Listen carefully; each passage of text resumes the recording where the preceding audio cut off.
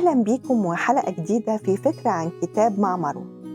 روايتنا النهاردة من النوع التراجيدي بعنوان كريسماس في مكة، تأليف الكاتب أحمد خيري العمل. يمكن اسم الرواية بيحمل تناقض غريب جدا، لكن مع قرايتك ليها هتعرف إن التناقض ده وصف دقيق جدا للكم الهائل من المتناقضات اللي بيحملها معظم العرب والمسلمين في زماننا الحالي.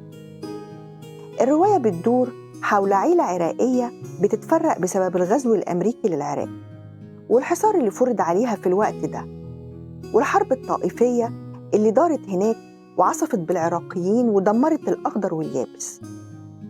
كل فرد في العيلة هيسافر إلى بلد غربي ويعيش حياة مختلفة عن تربيته ونشأته. منهم اللي هيقدر يحافظ على هويته العربية، ومنهم اللي هينسلخ ويبقى إنسان مشوه، ومنهم اللي فضل في العراق واتدمرت حياته ومستقبله وأحلامه. القدر هيجمع العيلة دي مرة تانية في رحلة عمرة إلى مكة، وفي نفس توقيت أعياد الكريسماس الغربية.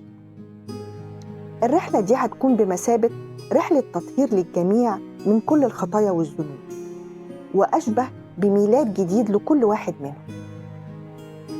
بعد ما بتنتهي من الرواية بتكتشف إن مفيش أي تناقض بين اسم الرواية أو أحداثها، لكن هي في الحقيقة حقيقة مرة جدا لحال العرب والمسلمين واللي وصلوا إليه من تناحر وفتنة، وإن الحل الوحيد إنهم يتطهروا من خطاياهم ويعترفوا بأخطائهم في حق نفسهم وفي حق دينهم.